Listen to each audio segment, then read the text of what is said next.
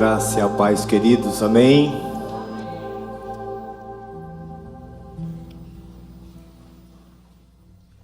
Momento gostoso, momento abençoado, presença de Deus, mover do Espírito Santo.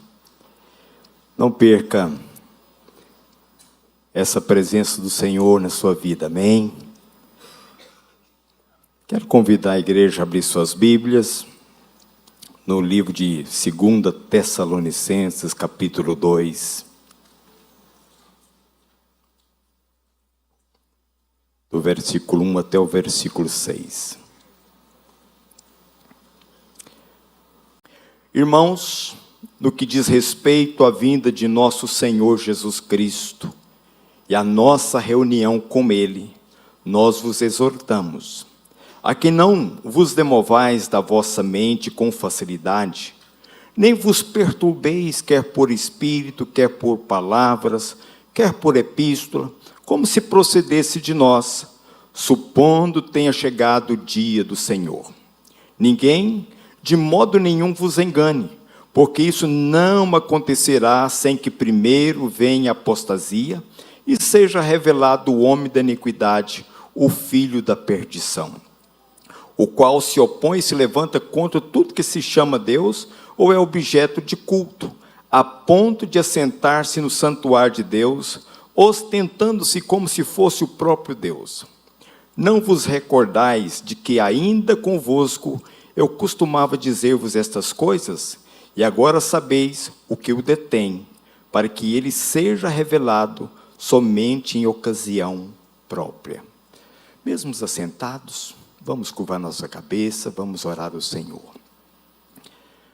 Senhor Jesus, nosso coração é grato ao Senhor, por tudo que o Senhor tem feito por nós aqui nesse dia.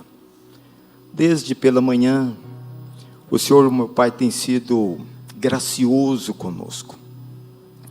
Agora, diante da Tua palavra, pedimos ao Senhor, venha falar conosco, venha abençoar cada pessoa que se faz presente nesta noite, cultuando o Senhor. Espírito Santo, Senhor que conhece o nosso coração, Senhor que sonda todo o nosso ser, fale conosco, nos abençoe, nos desperta, para entendermos e compreender a Tua palavra. Em nome de Jesus, amém.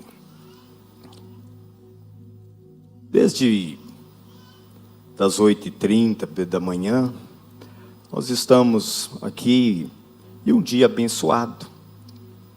Hoje pela manhã tivemos o Ceifa. Aqueles que não estão participando do Ceifa, participa. Porque tem sido um momento, meus irmãos, abençoadíssimo na vida da igreja.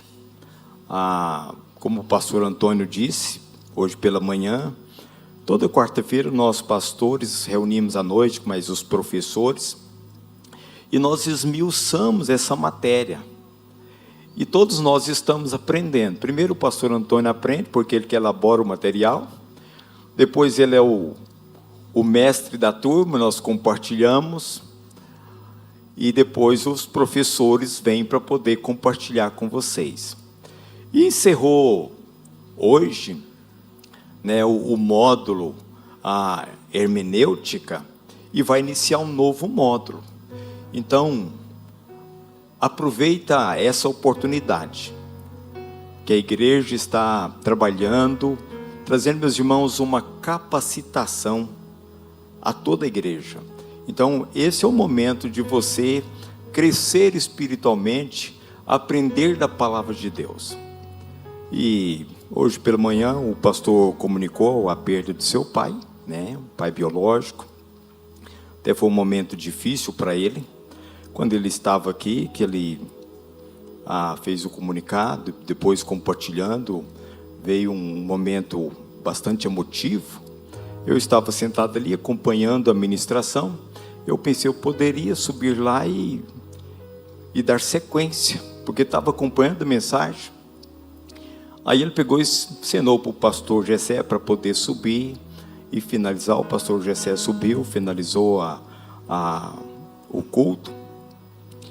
Aí quando eu cheguei em casa, ele tinha me mandado uma mensagem: pastor Zé Will, segura para mim hoje à noite. Ele está vivendo um luto. Depois os irmãos ore por ele, manda uma mensagem, porque é um momento difícil. Eu já passei por isso, já perdi meu pai, perdi minha mãe, e tem hora que a gente pensa que é forte, mas quando meus irmãos chegam a notícia, quando chegou a notícia que meu pai tinha falecido, eu estava em Paragominas, Pará, eu coordenei várias coisas. Tinha que arrumar pessoa para poder me substituir, pessoas para poder ministrar quando eu estava fora, entrar no site, comprar passagem aérea, viajar para Imperatriz. Eu pensei que eu estava forte, mas depois a ficha caiu. Foram 6 horas de Paragominas até Imperatriz, chorei várias vezes. Quando eu peguei o avião até Goiânia, às vezes eu vinha o choro, controlava, segurava, e foi difícil. Então, por mais que ele não teve convivência, mas quando chega a notícia que o seu genitor, seu pai faleceu, traz um baque, né? Então, precisa das nossas orações. Compartilho com os irmãos nessa noite a respeito desse texto que fala a vinda de Jesus. Eu coloquei, meus irmãos, como tema: vivemos os últimos tempos para a vinda de Cristo. O título: prepare-se para encontrar com Jesus. Nem todo mundo pensa a respeito da vinda do Senhor. Nem todas as pessoas, todos os dias pensam: olha, Jesus pode voltar hoje. Ou quando vai dormir, pensa: olha, não sei se eu terá o amanhã. Nós fazemos planos curto prazo, médio e a longo prazo. Mas às vezes no nosso plano nós não pensamos: olha, será que vai dar para poder concretizar, concluir esse projeto? Porque a vinda de Jesus, ela está próxima. Eu converti há 40 anos atrás. E converti, meus irmãos, numa igreja que o meu pastor é um escatologista. Ele falava sempre a respeito da vinda de Cristo. Eu comecei a estudar escatologia. Ele chegava o material para ele estudava o material, as revistas a chamada da meia-noite, e passava para mim, porque ele sabia que eu gostava do assunto. Então eu estudava a matéria. Então eu vivi isto, eu respirava isto, sempre pensava na vinda de Cristo. Eu estava pensando na minha geração, quando preparando para o ministério. Então a gente pensava, meus irmãos, trabalhar, servir no reino, e a vinda de Jesus era eminente. Então não preocupei com a aposentadoria. Muitas vezes as pessoas me veem o cabelo grisalho, mas isso é tinta branca que eu coloquei, porque só tem 27. Aí as pessoas pensam: olha, pela cabecinha branca dele, ele já deve ter os seus 50, os seus 60, os seus 70. Mas eu nunca falo a minha idade. Aí eles perguntam: o senhor já é aposentado? Você: olha, ainda não, e nem vou aposentar. Então, eu tenho que trabalhar, meus irmãos, até os 120. Até os 120. Mas quando eu estiver com 120, com certeza eu estou com vigor de 40, sem nenhum problema. Então, meus irmãos, a gente pensava muito a respeito da vinda de Cristo. E já faz 40 anos que eu espero, aguardo a vinda de Jesus. E até hoje ele não voltou. Mas eu não desacredito, não estou desanimado e nem sem esperança. Continuo esperando a vinda do Senhor Jesus. Quando leio esse texto, que Paulo escreve aos Tessalônicos, a igreja em Tessalônica, até os Tessalonicenses, Ele está combatendo, meus irmãos, algo que estava acontecendo na vida daquela igreja. Uma igreja que ele tinha passado tempos atrás e tinha trazido instrução para eles a respeito da vinda de Cristo, porque Paulo, como ele escreveu dos 27 livros do Novo Testamento, ele escreveu entre cartas e epístolas, ele escreveu 16. E dessas 16 obras que ele escreveu, ele falou muito a respeito da vinda do Senhor. Ele acreditava que Jesus voltava e ainda encontrava ele com vida. Quando ele escreve, meus irmãos, a igreja de Corinto, ele diz o seguinte: irmãos, isto eu vos afirmo, nem todos dormiremos, mas transformados seremos todos, num abrir e fechar de olhos, ao ressoar da última trombeta. A trombeta soará, os mortos em Cristo ressuscitarão primeiro, depois nós que estamos vivos seremos transformados num abrir e fechar de olhos e subiremos para encontrar com o Senhor nos ares. Então Paulo, ele esperava encontrar com Jesus. Jesus vinha arrebatar a igreja e encontrar ele com vida. Como uma das matérias do seminário que foi ministrado no Ceifa, que a revelação de Deus ela é progressiva.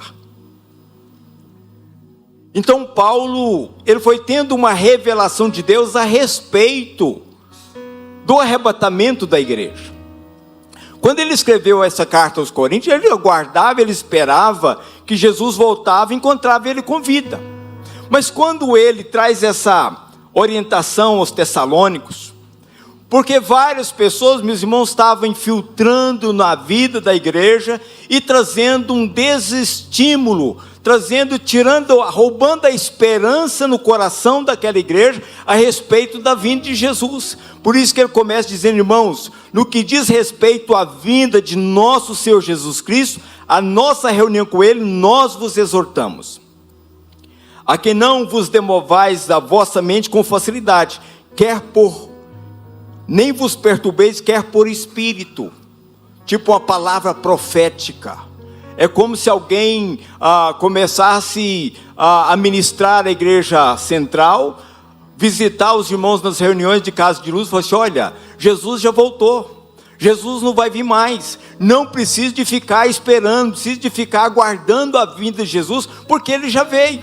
Então, quer por espírito, quer por palavra, seja numa ministração como esta, trazer uma palavra dizendo que Jesus não virá mais, quer por epístola, como se chegasse uma carta escrita para os irmãos ali em Tessalônica. Então Paulo está combatendo isso porque estava acontecendo isto na vida da igreja em Tessalônica. Pessoas dizendo: olha, Jesus já veio, Jesus não virá mais, porque ele já veio, o arrebatamento não vai acontecer. Então Paulo está dizendo: ninguém de nenhum modo vos engane, porque isso não acontecerá sem que primeiro venha a apostasia e seja revelado o homem da iniquidade, o filho da perdição. Para quem, meus irmãos? Quando escreve aos Coríntios, olha, é num abrir e fechar de olhos, o ressoar da última trombeta, os mortos em Cristo ressuscitarão primeiro, depois nós. Ele inclui ele. Depois nós que estamos vivos, seremos transformados num abrir e fechar de olhos. Mas aqui ele já está dizendo o seguinte: olha, isso primeiro vai vir a apostasia, o filho da perdição vai ser revelado, para que isso aconteça. Quando, meus irmãos, nós pensamos nesse texto, isso não acontecerá sem que primeiro venha a apostasia. Quando Paulo escreve essa carta, há 2000 anos atrás, quando ele escreve essa carta aos Tessalônicos, de lá para cá, meus irmãos, já houve muitos momentos de apostasia na vida da igreja, mas não como esses últimos tempos. Nós vivemos, na história da igreja, nós vivemos a 7ª igreja, o período da igreja de Laodiceia, a igreja apóstata. Uma igreja, meus irmãos, que Jesus está do lado de fora, batendo a porta da igreja, buscando ter comunhão com a igreja. Quando fala, eis que estou à porta e bato. Se alguém ouvir a minha voz e abrir a porta, eu entrarei, cearei com ele e ele comigo. Essa é a mensagem, meus irmãos, para a igreja de Laodiceia. Vivemos os últimos momentos da última igreja do livro de Apocalipse. Vivemos, meus irmãos, o período final da 6ª dispensação, que é a dispensação da graça. Estava fazendo os cálculos, teve dispensação que foram menos de 1000 anos. A dispensação da lei foi 1500 anos. A dispensação da graça, nós já estamos já 2000 anos de história da dispensação da graça. A igreja, meus irmãos, ela vive essa dispensação. Jesus, ele morre, ele foi crucificado no final da dispensação da lei. Jesus, ele morre no período da lei. O império que estava reinando na época era o Império Romano, que se estendeu por muitos anos depois ainda da morte de Cristo. Vivemos momento de apostasia. Quantas pessoas, meus irmãos, que desistem da caminhada cristã? Pessoas que têm até mesmo servido no reino de Deus, prestado um serviço no reino de Deus, de repente vai esfriando espiritualmente, vai morrendo espiritualmente, e muitos até mesmo deixam de crer em Jesus. Tem relatos de pessoas, meus irmãos, que vão trabalhar como missionários no Oriente Médio, e alguns até mesmo convertem ao islamismo. Deixa de crer em Deus e passa a crer no Deus Alá. Pessoas apostatando da fé. Paulo ainda escreve que seja revelado o homem da iniquidade, o filho da perdição. Quando nós vivemos este momento, um momento, meus irmãos, de batalha, de guerra, rumores de guerra, e tantos acontecimentos, tudo o que acontece, as pessoas pensam, esse aí é o filho da perdição, esse aí é o homem da iniquidade. A bola da vez no momento é o líder americano. Muitos pensam que ele pode ser esse filho da perdição, o anticristo. A Bíblia, meus irmãos, ela vai nos orientando, como foi até falado, a Bíblia, ela interpreta a Bíblia. Uma das regras da hermenêutica, a Bíblia interpreta a Bíblia. Quando nós pensamos, meus irmãos, a respeito dos últimos acontecimentos, da vinda de Cristo, eu penso na visão do rei Nabucodonosor. Ele teve um sonho. O sonho que ele teve era uma grande estátua. Essa estátua, meus irmãos, ela era bem diversificada. Dá para você imaginar uma grande estátua, cabeça de ouro. O tórax da estátua de prata. O quadril, o bacinto da estátua, bronze. As pernas da estátua, ferro e barro. Isso perturbou muito a cabeça do rei. Então, ali estava um jovem, Daniel, que foi levado para o exílio da Babilônia. Era um jovem temente a Deus. Era um jovem que falava a língua dos caldeus, por isso ele foi escolhido para poder estar ali. Então todos os adivinhadores, todos os encantadores, então se não interpretasse o sonho do rei, então iria morrer. Então eles comunicaram ao rei que tinha lá um jovem que poderia interpretar o sonho. Então chamou Daniel. E Daniel se apresentou e falou assim: olha, compartilhe o sonho. Então quando ele compartilhou o sonho, Daniel trouxe interpretação. Falou assim: olha, a cabeça da estátua é o seu reino. O tórax da estátua é um reino que virá depois de ti. Os medos e os persas. O quadril da estátua é um outro reino que vai se levantar, que é a Grécia. E as pernas da estátua será um outro reino. Mas foi visto uma pedra que foi atirada sem auxílio de mãos e esmiuçou os pés da estátua. Os 10 dedos da estátua. E esse império, meus irmãos, é o império romano. Os pés, misturado ferro e barro, que não dá liga. É a parte mais longa do corpo humano, é as pernas. Esse império, no ano 300, ele se dividiu. Houve a divisão do império. Martinho Lutero, o Constantino, fica com uma parte do reino, e outro fica com outra parte.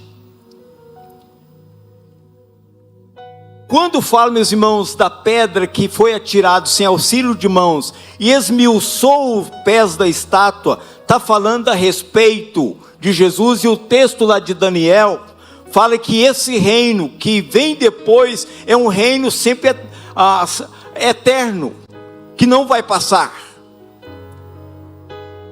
Está falando, meus irmãos, do reino milenar, o reino de Jesus Cristo.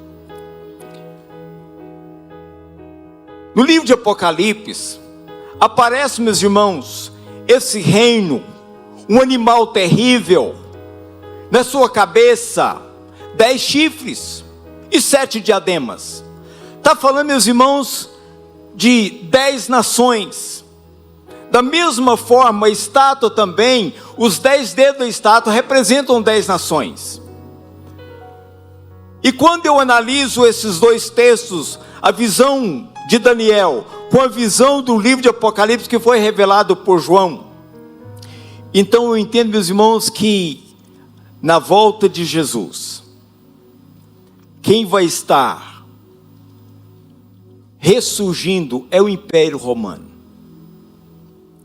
São 10 nações que se levantam da Europa, porque Jesus, ele morre sobre o domínio do Império Romano. E essa pedra sem auxílio de mãos que atira os pés da estátua é o Senhor Jesus, que ele volta para poder reinar. As coisas acontecem, meus irmãos, muito rápido. Muito rápido. Por exemplo, nós temos hoje, já teve mais forte o Mercosul, que na América Latina já teve mais fortalecido, mas eu vejo uma movimentação novamente na América Latina para poder recuperar o Mercosul. Eu vejo o MEAF, Estados Unidos, México e o Canadá, que forma também um bloco comercial. Temos o tigre, que é os países asiáticos, dominado pela China, que hoje não domina somente a Ásia, mas domina várias partes hoje do mundo em termos de economia. Basta vocês ver a indústria automotiva chinesa, que está entrando no Brasil com tudo e em outros países também. Nós temos, irmãos, também um bloco no continente africano. São 60 e tantas nações, a região mais pobre do planeta, onde, meus irmãos, onde há muita miséria, mas também tem lá o seu bloco, que se une em termos econômicos. E nós temos, meus irmãos, um mercado como europeu. É o que o livro de Apocalipse fala muito a respeito do que acontece, principalmente no período de tribulação. Então, quando Paulo fala, isso não vai acontecer sem que primeiro seja revelado o homem da iniquidade, o filho da perdição. Aí você pensa, pastor, o que é isto? Quem é esse homem da iniquidade? O filho da perdição. É literalmente, meus irmãos, um homem mesmo. É o que o mundo clama há mais de 20 anos. Há um clamor por uma pessoa governar o mundo todo. Há um clamor das nações, que uma pessoa assume o governo mundial. E várias coisas, meus irmãos, vão movimentando para que isso aconteça. As coisas hoje andam muito rápido. Em termos, meus irmãos, tecnológico, o mundo está preparado para isso. A gente fica observando, eu sou um analfabeto digital, eu não sei como que eu e a Zélia vamos fazer, que o seu Timóteo já foi, né? Mas a gente, tem hora que a pessoa, olha, me socorre aqui, e ele vai lá, não, vai devagar para me poder aprender. Parece que eles não querem que a gente aprenda, quer que a gente continue no alfabetismo digital. Essa inteligência artificial, meus irmãos, a Bíblia fala que vai ter, meus irmãos, uma imagem dentro das casas das pessoas, e essa imagem vai conversar com as pessoas. Está tudo preparado. Hoje, com essa, não vou acabar fazendo a propaganda, depois o Elon Musk manda um pix para mim. Essa Starlink hoje, meus irmãos, em qualquer lugar que você estiver, pode estar lá no meio da Amazônia, que você vai comunicar com quem você quiser. Hoje não há isolamento mais hoje. É uma maneira, meus irmãos, do anticristo comunicar com todas as pessoas. Quem que é esse homem da iniquidade, o filho da perdição? Lá em Apocalipse capítulo 13, ele aparece, meus irmãos, como a besta que emerge do mar. A besta que emerge do mar. Mar ali, meus irmãos, está falando de nações. Está falando de nações. Então, uma pessoa vai sair do meio entre as nações. Entre esse grupo, essas 10 nações, vai aparecer esse homem. Esse homem, meus irmãos, ele vai fazer uma aliança com o povo judeu por uma semana. Está vendo essa movimentação lá? O Benjamin Netanyahu, que é o presidente lá de Israel, há mais de 20 anos no poder. É uma pessoa, meus irmãos, que tem sido punho firme. Uma pessoa que tem batalhado, inclusive agora, nesses dias, nesse momento, está numa guerra contra o Irã, que o pastor Antônio chama a cabeça da serpente. Estados Unidos e outras nações envolvidas nessa batalha, nessa guerra. este filho da perdição, ele vai fazer uma aliança com Israel. É o que Daniel registra no capítulo 9, a partir do verso 27. Ele fará uma aliança com muitos por uma semana. Na metade da semana fará cessar o sacrifício costumado, e sob a asa das abominações virá o assolador, até que derrama sobre ele. É o que Paulo está dizendo aqui no versículo 4. Este homem, o qual se opõe e se levanta contra tudo que se chama Deus ou é objeto de culto, a ponto de assentar-se no santuário de Deus, ostentando-se como se fosse o próprio Deus. É o lá de Apocalipse capítulo 3. Ele lá é como dragão.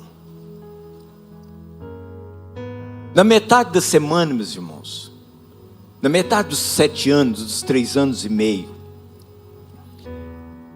ele quebra a aliança com Israel. Hoje Israel tem uma aliança com os Estados Unidos. O maior defensor de Israel hoje é os Estados Unidos. Só para vocês terem uma ideia.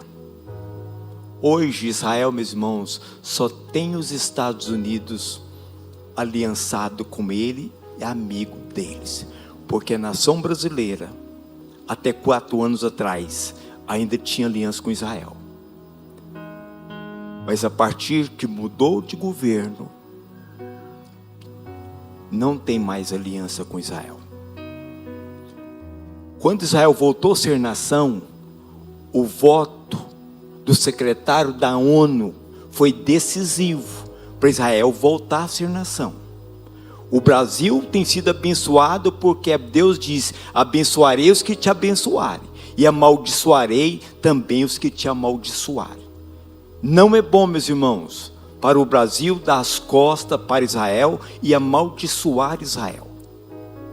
Eu fiquei muito triste quando houve o rompimento do governo brasileiro com a nação de Israel.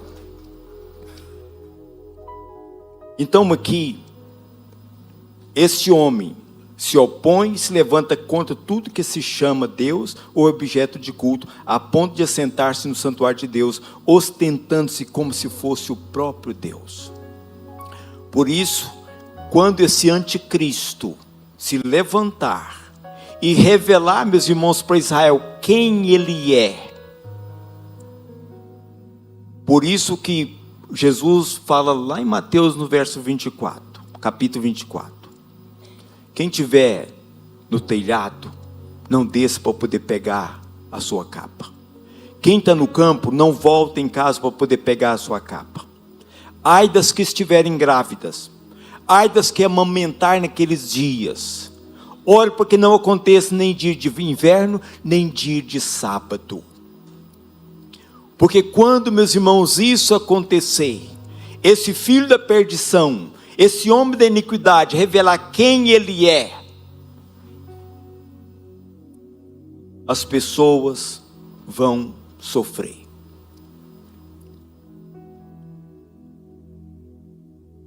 Hoje, meus irmãos, a gente não sabe quem é esse homem, mas a qualquer momento ele vai aparecer em todos os meios de comunicação, dizendo: eu sou o Salvador da pátria. Quando, meus irmãos, começa ali a abertura dos 7 selos no livro de Apocalipse, vem um cavaleiro branco. Aparece um cavaleiro branco. E todo mundo pensa que esse cavaleiro é Jesus, mas não é Jesus. Porque Jesus foi levado aos céus e ele só volta no capítulo 19 do livro de Apocalipse. Esse cavaleiro, meus irmãos, ele vem com o arco na mão e vem vencendo para vencer. Está falando do anticristo. O pastor Antônio sempre fala: tem que piorar para melhorar. As coisas, meus irmãos, vão indo de mal a pior.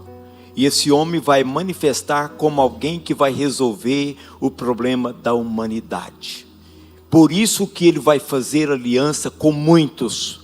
As pessoas vão pensar: este é o Salvador da pátria. Estamos vivendo um momento, meus irmãos, que a esperança do povo brasileiro tem voltado para um dos ministros do STF. Pensando, dessa vez agora, coloca o Brasil a limpo. Será? A maldade, a perversidade, a injustiça está, meus irmãos, no coração do ser humano. Do versículo 6: e agora sabeis o que o detém, para que ele seja revelado somente em ocasião própria. Esse é o que detém. Eu creio aqui, meus irmãos, que é a igreja do Senhor Jesus Cristo. O que detém, meus irmãos, ainda a revelação, a manifestação desse homem é a igreja. Mas quando, meus irmãos, Jesus arrebatar a sua igreja, ele entra em ação. Quando Jesus, meus irmãos, chegar o momento, o ressoar da última trombeta, a igreja ser arrebatada, esse filho da perdição, ele entra em ação. Por mais, meus irmãos, que nós vamos conhecer, nós saberemos quem ele é, porque Jesus diz o seguinte: a igreja vai passar, meus irmãos, por princípios de dores, não pela tribulação. Eu não creio que a igreja passe pela tribulação, porque Jesus, meus irmãos, na segunda igreja, a igreja de Esmirna: eu te livrarei da hora da provação que advém sobre o mundo inteiro. Essa palavra, eu te livrarei da hora, do grego é ek. Ek. Ele tira a igreja, meus irmãos, antes que venha o juízo. A igreja, meus irmãos, não é destinada a passar pelo juízo de Deus. A igreja, ela é arrebatada antes que venha o juízo de Deus. Juízo, meus irmãos, dentro da dispensação, toda dispensação, ela finda com um juízo, e Deus dá uma nova oportunidade para o homem. Como a dispensação, meus irmãos, da graça, ela finaliza com o juízo que é a tribulação, e vem uma nova oportunidade da dispensação, a sétima dispensação, que é o milênio, e finaliza essa dispensação do milênio com o juízo do trono branco, que nem eu e nem você vai estar nesse juízo do trono branco, como também nem eu e você vai estar, meus irmãos, nesse período de tribulação. Mas o que detém, meus irmãos, esse filho da perdição é a igreja. Agora, queremos ser arrebatados? Queremos ir morar com Cristo? Precisamos, meus irmãos, de estarmos preparados. Precisamos, meus irmãos, de estar preparados para poder ir morar com Cristo. Pastor, qual que é a garantia que eu vou ser arrebatado? O Espírito Santo de Deus que habita em você. Se você tem o Espírito Santo de Deus habitando em você, é por meio do Espírito Santo que você será arrebatado. Quando Paulo escreve aos Efésios: tendo ouvido o Evangelho da salvação, tendo nele crido, fostes selados com o Espírito Santo da promessa, o qual é o penhor da sua herança até o resgate da sua propriedade. Você é propriedade do Senhor Jesus. E a garantia que Ele tem, quando Ele te comprou com teu precioso sangue, Ele enviou o Espírito Santo como penhor desse resgate. Então, todos nós, meus irmãos, para ir morar com Cristo, precisamos de estar preparados. Esse Espírito Santo é simbolizado lá nas 10 virgens, as 5 nécias e as 5 prudentes. As prudentes tinham azeite. O azeite representa o Espírito Santo. Você tem um azeite na sua vida? Você tem um azeite na sua vida para poder te conduzir? É num abrir e fechar de olhos. É numa fração de segundo. Vem o arrebatamento. E somente aqueles, meus irmãos, que está preparado, está esperando, está aguardando a vinda de Cristo, é que vai morar com Ele. Carne e sangue não herda o reino de Deus. Por isso que num abrir e fechar de olho, você é transformado. Você recebe um corpo glorioso para poder estar com o Senhor Jesus. Somente os que têm Jesus como Senhor e Salvador. Somente estes. Ter um nome, meus irmãos, no rol de membro da Igreja Batista Nacional Central não garante a tua salvação. Ter passado por um batismo não garante a tua salvação. O que garante a tua salvação é você arrepender dos seus pecados. Com tua boca confessar que Jesus Cristo morreu e ressuscitou dentre os mortos. Aquele que confessa é salvo e tenha a vida eterna. Somente, meus irmãos, os que lavaram as suas vestiduras no sangue do Cordeiro, é os que vão reinar com Cristo. Por isso que eu coloquei, prepare-se para poder encontrar com Cristo. Prepare-se. Talvez você iniciou sua vida cristã este ano. Olhe para o Senhor. Pensa no Senhor. Olhe para você e fale assim: eu estou pronto. Se você pensar, eu não estou pronto, faça uma oração de confissão para Jesus: eu entrego a minha vida ao Senhor. Eu não quero ficar. Que sentido tem, meus irmãos? Dedicar a uma vida religiosa, mas não ter garantia, certeza de vida eterna. Somente Jesus nos dá garantia e certeza de vida eterna. Somente Jesus. Ele disse: eu sou o caminho, eu sou a verdade e a vida. Ninguém vem ao Pai a não ser por mim. Somente Jesus nos leva à presença de Deus. Amém? Antes da gente encerrar esse momento maravilhoso que nós vivemos juntos, eu quero fazer um convite muito especial para você. Tudo que nós vivemos aqui, a palavra, a oração, a edificação, não pode ficar só aqui. E Deus quer usar você para alcançar muitas vidas através disso. Então vamos lá, clica no botão vermelho aqui embaixo, se inscreva no canal da nossa igreja, ativa as notificações, pega esse link, manda para quem Deus colocou no seu coração e juntos nós vamos cumprindo essa missão do ID também de forma digital. Nós somos uma família IBNC que vive junto em comunidade como igreja, mas nós também somos uma família digital e eu conto com você. Deus te abençoe, em nome de Jesus, e até a próxima.